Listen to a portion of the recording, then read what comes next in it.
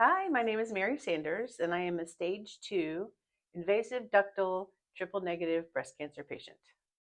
Thank you so much for sitting with us today. Absolutely, it's my pleasure. We really appreciate it.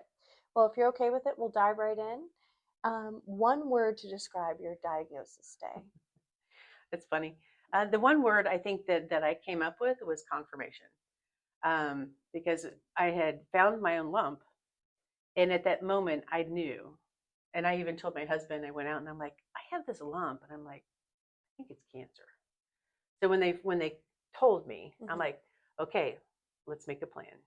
So it was just a confirmation. So there was, I think the emotion came after. Mhm. So it was just like, okay, let's do this. That's great. That's great that you were able to know your body that well Yes. and it gave you It, that validation. yes, And I think your attitude is probably the best thing about it it is. to It handle it that way. it, That's incredible. it's helped a lot to I bet. What has been the hardest part of your journey? that one's hard, because there are a lot of hard things, a lot of difficult things that happen. But I think that for me personally, the hardest thing has been the guilt, because there's so many emotions about, oh, my blood cancer are down. I can't go to the grocery with you. I am so tired. I can't get out of bed today. I had to stop working, during treatment. I've got two grandsons. I couldn't see very much. One of them was actually born during treatment, and so that guilt, um, I think, was the most overwhelming feeling that I had. What was the biggest lesson that cancer has taught you? I think this is probably going to be a common one for everyone. The biggest thing that cancer taught me is that life is short. There's so many things that happen, um, and making sure you keep yourself safe and happy, but still, being able to continue to fight. Um, because obviously there's a range of emotions. There are days and I've told my husband, I'm like, I just don't want to do this anymore. It's hard. Mhm. Um, but then being able to get back to and think about, oh man, I really want to see the grandsons this weekend. I want to go play. I want to go out to dinner. I want to go to the grocery store without worrying about the carts and people coughing, or Mhm. just touching doors, things like that really, so life is short. Just Mhm. do the things. What do you think is the biggest breast cancer myth? The biggest breast cancer myth is, you have to have a family history of breast cancer to get it. It's so totally not true. I'm a fluke. Um, once, with me, I went through all the genetic testing and everything after they figured out, I've got breast cancer. Like, did anyone in your family have breast cancer? No. How about ovarian cancer? Or, Mhm. no, no. So I have no BRCA mutations, none of the other genes that would indicate it. All clear. I'm just a fluke. Yeah, and you're right. They say now over 85% of breast cancer does not have family history. So that's Exactly. so important. Thank you for ensuring that's known. Absolutely. What do you think something that people get wrong about survivorship? Survivor is a word that carries a lot of weight. And most people think, a survivor is when you are cured, or there's no evidence of disease, or you ring the bell. All of those things, um, are moments in time. But when you become a survivor is the moment you're told you have breast cancer. From that moment on, you're a survivor. You figure out your plan. You go forward with it. Um, all the emotions, everything that goes through with it, and even after. And I'm not after yet, Mhm. but once you are cured, or Mhm. you are purely no evidence of disease, or whatever the phrase may be that means it for you, Mhm. you know a survivor is just it becomes part of who you are. I love that. I really do. What should everyone know about early detection? Oh my gosh. So this is a good one. I am absolutely the poster child for early detection. Um, because a mammogram is a moment in time. Your breast cancer could start the day after. You just don't know. It's Right? just a picture of a moment in time. So if you're not doing those checks and you're not taking care and you're not knowing or understanding like what your body is feeling and what you're going through, in early detection, the earlier you detect, the earlier you can get treatment and the more options you have. Because some cancers grow so quickly. You know, the longer you wait, you go, well, should I get it checked? I don't know. I'm going to wait another month. You know, I'm going to wait 6 months. Well, my mammogram is, you know, Hmm. however long from now. The important part is just if you have any doubt at all, if there's anything that feels weird, that feels like a lump, you know, it could be as small as like, oh, that could be a pimple. It could be an ingrown hair. It could be, oh, I have a golf ball. You know, anything. It's just some pain, something, anything. Get it checked. You have more options the earlier you go. That's great advice. Thank you. Now we're going to move on to the support questions. Yes. I might have an inkling of who this may be, but who Yes. was your rock story? My rock is my husband, without a doubt, 100%. From the get go, from the moment I said, I found this lump, I'm going to get it checked. I think it's cancer. Every appointment, every up, every down, you know, every delay in treatment I had, every weird thing that happened, he was there through it all. We're also very lucky to have a daughter who is an oncology, a neurology oncology PA at Children's UPMC. Oh, wow. So you know, we were able to reach out. She was there with my first chemo. She was there for my last infusion of chemo. She was there when I woke up from surgery. You know, so even that when she was pregnant, after she had the baby, you know, just there. She actually she was the one who gave me my Neulasta shots Oh, when I was going through AC chemo. And I actually have a what we call a squid. I have a big squid, and that comes from when we first found out. I bought my family T-shirts, and that was just kind of my way of going, okay, you know, mhm. this is it. We're gonna, you know. So even my grandson has a little pink dinosaur. It says I wear pink for my nana, and so my sister's boyfriend, I got him one that said I forget what it was, part of the squad or something like that, Mhm. support squad. That was it. And but the A was a hope ribbon, a pink hope ribbon. And when he read it, he said, support squid. What is that? So it became this whole thing. So now I have a stuffed squid. Her name is Calamari Jane. And she's been with me for every treatment. I should have brought her today because she's, you know, my squid. So my squid also includes, you know, like my family, my extended family. And I've written about my journey on Facebook Mhm. through a series of what I call comedic informative, I guess. Yeah, So just writing has helped me process a lot too. So I have a whole Facebook group of supporters as well. So that's they're all part of my amazing. squid. We'll have to get a picture of the squid, and Yes. we'll also link your Facebook Oh, okay. to Yeah. also get that as well. Oh, yeah. That's Absolutely. wonderful. Absolutely. Sounds like you've had a lot of people help you along the journey, which is amazing. Absolutely. But what is one small act of kindness that you won't forget? Oh my gosh. Um, through this whole thing, there have been so many, so many. Just from people just mailing a card, sending a small gift. You know, my husband, you know, like when I'm cold or, you know, like my bones hurt so bad, or, Mhm. you know, he'll get me a heating pad or massage or, you know, extra socks, you know, all that kind of stuff. Um, but I think the absolute one person who did me the greatest kindness of all was a nurse. And it was after the biopsy, the first biopsy, before they ever pronounced, you know, Mhm. this is, you do have cancer definitively. And she was she was holding my tissue together, okay? Mhm. And she has to be this way, leaning over me because in my left breast.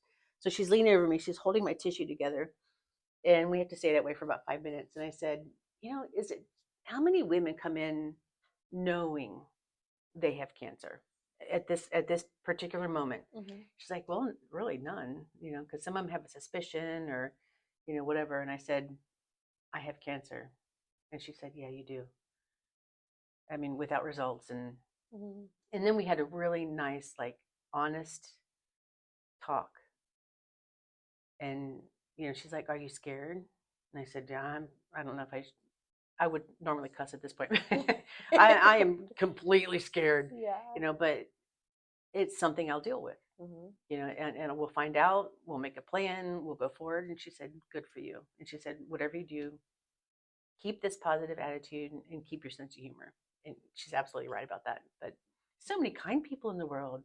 Um, just little examples, we were at the grocery store when my hair first started growing back. It's really coming along, by the It way. looks great. I have I know. eyebrows. And I was not wearing a hat. It was before it got, super, super cold. And we were walking out, and this lady was walking in, and she goes, "Oh, look." And she pulled her hat off, and she had the same, and she gave me the biggest hug, and, Oh, just kind of like, "Oh, you look beautiful." And, just kind of exchanging, that moment. And just, we've had people buy us food at a restaurant, or just people walking up and going, I'm one of those people. I have a t-shirt that says, "My oncologist does my hair." I love So that. I'm one of those. So That's great. I talk about my journey. I'll share anything with anyone.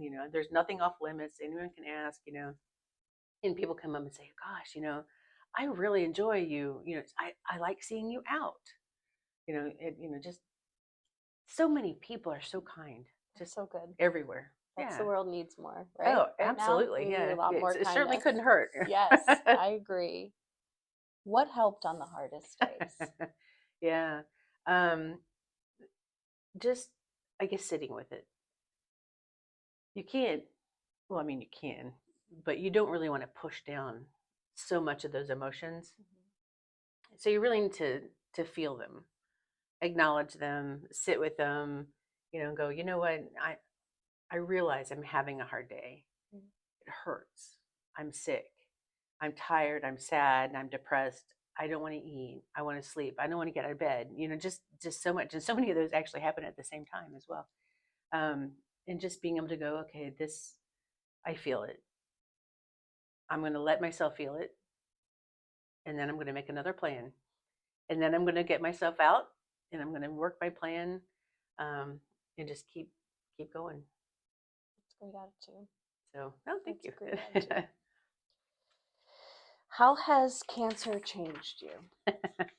uh, like I said, I'm a survivor, and I'm still fighting. Hmm. Um, so I don't really know about life after cancer yet, but cancer has changed me in so many ways.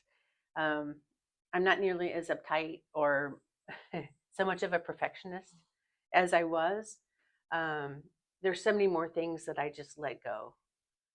Um, and like even at work, I'm back at work now. I Congratulations. work from home, yeah, so it's That's great, though. so much easier for me. That's But great. I still have my tired days. But I'm like, man, someone could have done so much better on this, or this, this person shouldn't have dropped the ball. This person shouldn't have, whatever I would have Hmm. normally thought. Hmm. I'm like, "Oh, that's okay. Let me help you fix it." Yeah. So I mean, not that I wasn't as supportive as I was before. I'm not as much of a perfectionist, I think. So there's so much more about um, less uptight and perfectionist, but I'm also much more vocal about my own advocacy, Okay. um, and just telling my family and my friends, like, "I love you." Like, "Oh, that's so nice, man. I love you. I'll give you a hug." I normally in my past I would never have gone up to my friends and just grabbed them, give them a big hug, and say, "God, I love you." But life is short. Every day's a You've got gift it is. for everybody. It is. And I think that's a wonderful Yep. attitude. Yep. And they're to be celebrated. Yes. Yeah. I guess the other thing before No, it's keep like going, please. I This is you. I actually like and accept myself more now than I ever have. So like that perfectionist thing, like, "Oh, my hair's messed up." Eh, it's okay. It's there. Yes. It's pretty cool. I like It's it. amazing. It's Yes. hard for a plus size woman to find clothes. Because actually before I was very small chested anyway, but now I've had a double mastectomy. There we Mhm. go. And have chosen to go aesthetic flat. It's even harder now. Okay. Yeah. It looks fine. I look good. You look beautiful. I'm You I'm look happy. absolutely beautiful. Oh, thank you. What would be a message to someone that's newly diagnosed? Oh gosh. Um, that's that's a good one. Educate yourself, I think, without going down the deep dark rabbit hole of, don't ask AI, what does this mean?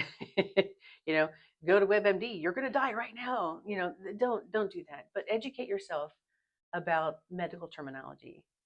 Become literate. Um, understand, like, the information that you're given from your doctor. Ask questions. That's what they're there for. That's how you advocate. What does this mean? What does it mean for me? What does it mean for my family? How will I handle this? How will this happen?